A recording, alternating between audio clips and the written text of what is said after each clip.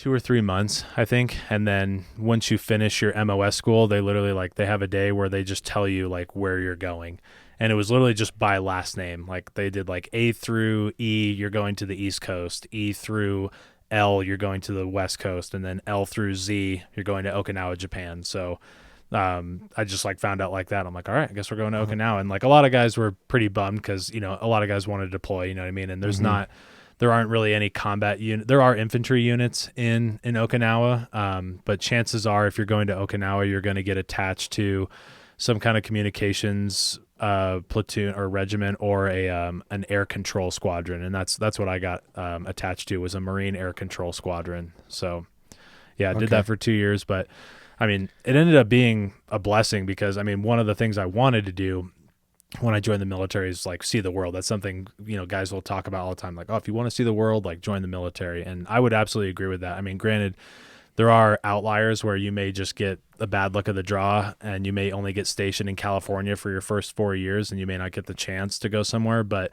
when you're in Okinawa, there's all kinds of, you know, deployments. I'll put that in air quotes because I wouldn't really consider the times I went to different countries as deployments, because I mean you're not doing a whole lot really. So you were leaving Japan and going. So I went, yeah. So while stationed in Japan, our first deployment, again in air quotes, was in the Philippines, and then after the Philippines, we went to Korea for a little while, and then in between the time of, so after Korea the first time, we went to Thailand shortly after that for this like year. It happens every year. It's called Cobra Gold. It's like it's a joint training, big operation that happens. Usually there's like, you know, there's the Thai Air Force is involved and like Thai armed forces with Americans.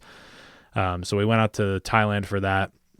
And then shortly before when I was coming up on my 2 years ending in Okinawa, we went to Korea for the last time. And that was like the only time where it was considered more of like I mean, still air quotes deployment because we didn't do a whole lot, but this was in 2011. And it was when Kim Jong-un was going to be firing one of his missiles, and the air control squadron that I was a part of had a radar unit. And that was like the big thing, like wherever the radar goes, like that's where we go. So this radar unit got tasked with going to Korea to monitor the trajectory of this missile. So like scary, man. We got like overnighted to this army base. I can't remember the name of this army base. That's right outside of Osan. And we stayed there for like 2 or 3 weeks, just waiting to like monitor this missile. And then like the missile went in the ocean and then we went home. But yeah, so I got to go to quite a few places in that time, which now I look back on it, I'm like, that was, you know, super cool. You know what I mean? Like super thankful to be able to have gone to those different places. Cause I mean, I got to see some cool stuff. Like Korea was super, super cool. The second time we didn't get to really do a whole lot cause we were there to monitor that missile. But the first time, which was a scheduled deployment, like there's times where you're like in between the field operations to where you can go visit the city or go do different things.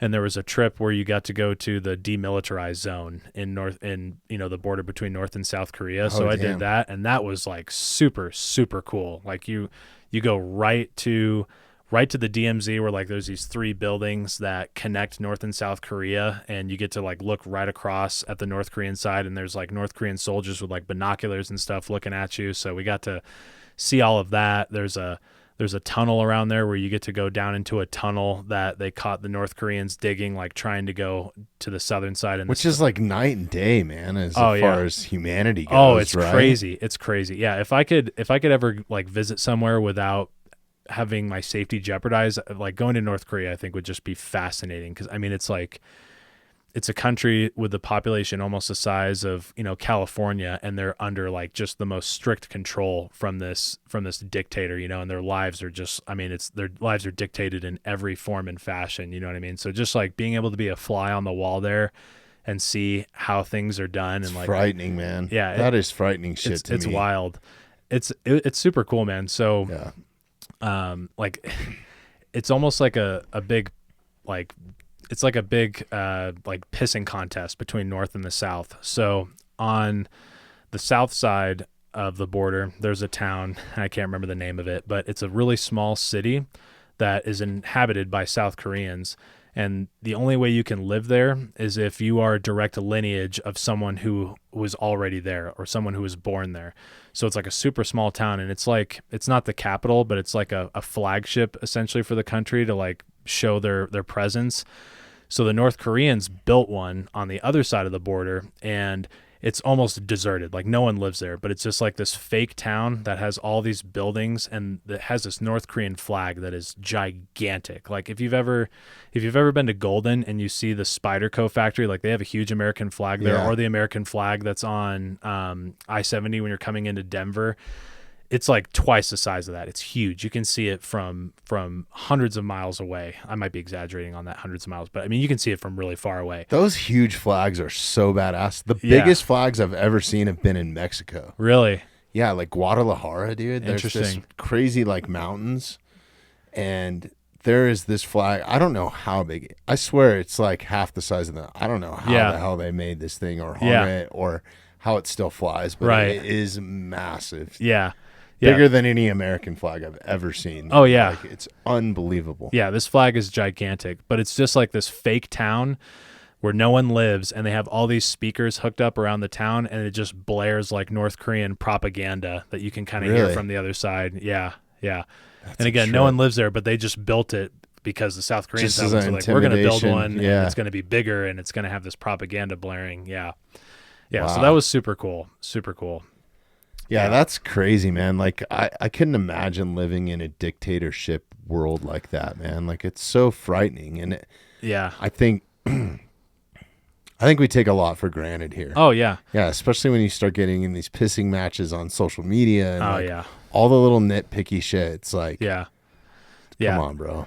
Yeah, it's people say that they're oppressed here in the United States. I'm like, with all due respect, I don't think you quite understand the term oppression. You know what I mean? Like people in North Korea, like they don't even know the word because it's not a word that's taught to them. Like they don't know what oppression is. Yeah. But when they escape to the other side, or when they somehow get access to internet that's not controlled by North Korea, you can get killed for that. Oh dude. yeah, it's crazy. Yeah, I just saw something, an article somewhere about how two North Koreans got like